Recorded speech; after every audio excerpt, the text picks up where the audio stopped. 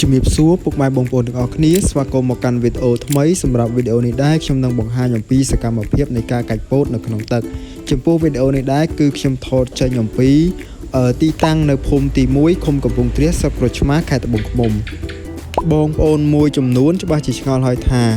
ពោតហេតុអ្វីមិនកាច់នៅលើគោកចាំបាច់អីទៅកាច់ក្នុងទឹកវិញប៉ុន្តែចំពោះបងប្អូនដែលរស់នៅភូមិទី1ឃុំកំពង់ទ្រាស្រុកក្រូចឆ្មាគាត់ច្បាស់ជាដឹងហើយថានៅក្នុងភូមិរបស់យើងគឺទឹកវាតែងតែឡើងនៅរដូវដែលយើងដាំពោតហ្នឹងហើយវាឡើងចំពេលដែលពោតយើងជិតប្រមូលផលឆ្នាំខ្លះយើងអាចកាច់ទាន់ដោយកាច់នៅលើគោកឬក៏យើងអាចប្រើម៉ាស៊ីនដើម្បីច្រូតហើយឆ្នាំខ្លះទៀតគឺយើងកាច់មិនទាន់ធ្វើឲ្យទឹកឡើងមកលិចហើយទឹកឡើងមកលិចចំការខ្លះក៏កាច់ទាន់ចំការខ្លះក៏កាច់មិនទាន់ទៅធ្វើឲ្យខាតអស់ទាំងដឹកបើសិនជាទឹកលិចយើងកាច់មិនទាន់ទេបងប្អូនដែលដាំពោតនឹងច្បាស់ជាខាតអស់ច្រើនហើយព្រោះអីគ្រាប់ពូជពោតដែលយើងយកមកដាំនឹងគឺវាថ្លៃណាមួយយើងត្រូវបោះជីត្រូវភ្ជួរត្រូវអីអញ្ចឹងធ្វើឲ្យវាខាតអស់ច្រើនមែនតើនៅពេលដែលពោតលិចទឹកយើងកាច់មិនទាន់ទេវាមិនត្រឹមតែខាតទៅលើថ្លៃជីឬក៏ថ្លៃគ្រាប់ទេប៉ុន្តែយើងត្រូវខាតទៅលើថ្លៃកាច់ថ្លៃបកហើយនឹងថ្លៃវាយទៀតផងប៉ុន្តែបើសិនជាពោតរបស់យើងដាំទាន់ទឹកផ្ទុំមុនទឹកលិចហ្នឹងគឺយើងប្រើម៉ាស៊ីនច្រូតវាមានភាពងាយស្រួលជាងហើយចំណាយដើមទុនតិចដោយយើងមិនចំណាយទៅលើថ្លៃបកឬក៏ថ្លៃវាយថែមទៀតទេគឺយើងច្រូតគឺបានគ្រាប់តែម្ដងហើយនៅពេលដែលយើងច្រូតភ្លាមគឺម៉ួយគេមកទិញថ្លឹងយកតែម្ដង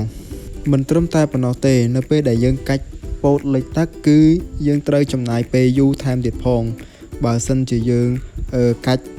ដោយប្រើម៉ាស៊ីនគឺប្រើតែរយៈពេល1ថ្ងៃទៅ2ថ្ងៃគឺរួចអស់ហើយសម្រាប់ម្ចាស់ចំការម្នាក់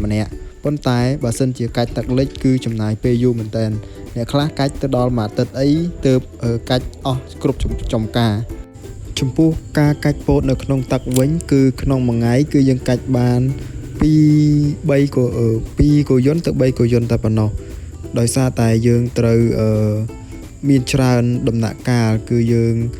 កាច់បញ្ជូនដាក់ក្នុងទូកហើយគឺយើងត្រូវកៅពីទូកយកមកដាក់នៅលើកូយន្តទៀតអញ្ចឹងវាហើយយើងត្រូវអុំទូកហ្នឹងមកខាងអញ្ចឹងបើសិនជាទឹកវាលិចដាច់ផ្លូវដាច់អីអស់គឺយើងត្រូវអុំទូកទៅកន្លែងទួលដីដែលមានផ្លូវស្អាតល្អដើម្បីដឹកទូកដឹកពោតយកទៅផ្ទះហ្នឹងកុំឲ្យវាមានការពិបាកដឹកអញ្ចឹងយើងត្រូវអុំវាងឆ្ងាយមែនតែនទៅនាំបានមកទូកហ្នឹងគឺវាចំណាយពេលយូរអញ្ចឹងធ្វើឲ្យយើងនឹងត្រូវការប្រើពេលយូរដើម្បីកាច់វាអត់ឥឡូវនេះបងប្អូនទាំងអស់គ្នាទៅស្ដាប់សំឡេងផ្ទាល់ម្ដង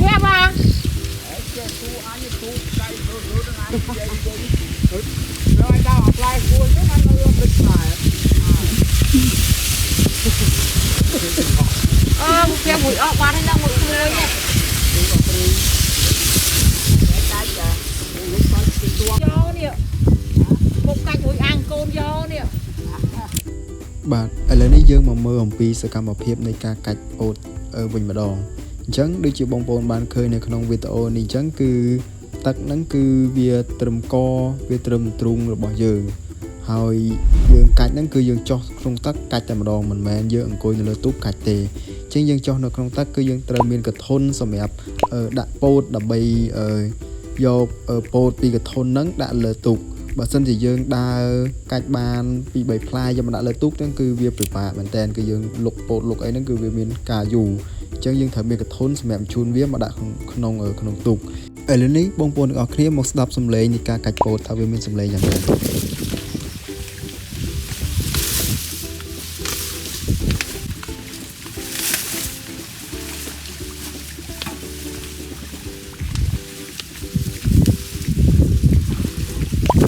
ចំពោះកន្លែងនេះវិញគឺពោតរបស់យើងគឺទឹកលិចត្រឹមជង្គង់អញ្ចឹងនៅពេលដែលទឹកលិចត្រឹមជង្គង់គឺយើងមានភាពងាយស្រួលកាច់ជាងនៅពេលដែលទឹកលិចជ្រៅដោយសារតែយើងងាយស្រួលក្នុងការឈរកាច់វាប៉ុន្តែគ្រាន់តែទឹករាក់វាសម្បូរសម្ោចច្រើនជាងទឹកជ្រៅដោយសារតែទឹករាក់ហ្នឹងគឺសម្ោចវាមិនទាន់ស្លាប់អស់អញ្ចឹងគឺវាមានសម្ោចច្រើនវាពិបាកជាងទឹកជ្រៅគឺវាលិចជ្រៅទៅគឺសម្ោចវាមានងាប់ខ្លះអ ចឹងវាគ្រាន់តែពិបាកដោយក្នុងការសម្ឲ្យខាំច្រើនជាងនៅក្នុងទឹកជ្រៅ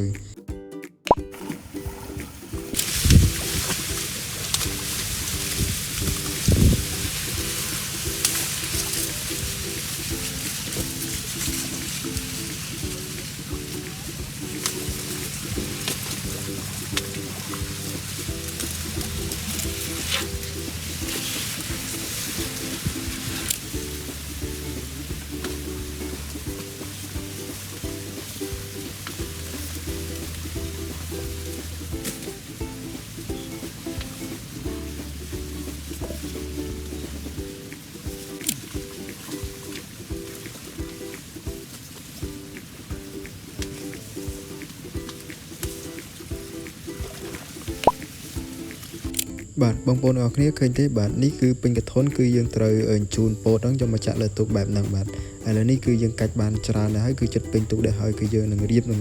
ដឹកទៅខាងហើយ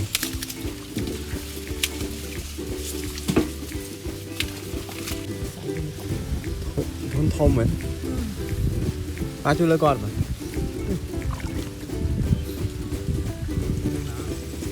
អូនយីខាំហ្មងឯង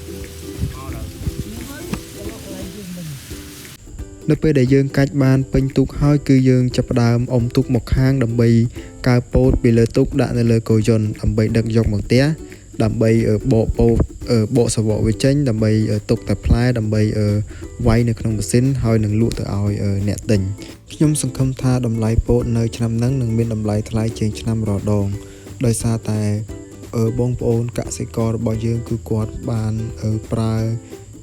កម្លាំងក៏ដូចជាចំណាយដើមទុនច្រើនមែនទែនដើម្បីកាច់ពោតយកទៅផ្ទះគឺគាត់ចំណាយទាំងកម្លាំងទាំងលុយនិងម្នាក់គឺត្រូវសម្ោចខាំអីសោះពេញខ្លួនអស់ហើយអញ្ចឹងតើតែពោតមានតម្លៃចាប់ពី 1000 រៀលឡើងលើទើបគាត់អាចទទួលបានចំណេញល្អប្រសើរបើពោតតម្លៃក្រោម 1000 រៀលគឺម្នាក់គឺយំមិនចេញទេដោយសារតែវាខាតច្រើនពេកហើយបងប្អូនដឹងស្រាប់ហើយថាក្របពោតគឺវាថ្លៃមែនតើមួយបេតគឺរាប់ម៉ឺនឯណោះបងប្អូនអើយគីឡូ 1000 ទៅគីឡូ 500គេដេញទេកាត់កម្មករគាត់រយឲ្យអ្នកចាច់ផងអីផងអ្នកវាយពោតផងចឹងវីដេអូរបស់យើងគឺត្រូវបានបញ្ចប់ត្រឹមហ្នឹងអរគុណដល់ពុកម៉ែបងប្អូនទាំងអស់គ្នាដែលបានទស្សនាវីដេអូហ្នឹងពីដើមរហូតដល់ចប់កុំភ្លេច like និង share ម្នាក់មួយផងដើម្បីឲ្យពោតរបស់យើងមានតម្លៃថ្លៃល្អប្រសើរជាងឆ្នាំរដងអរគុណបងប្អូនទាំងអស់គ្នាដែលបានទស្សនា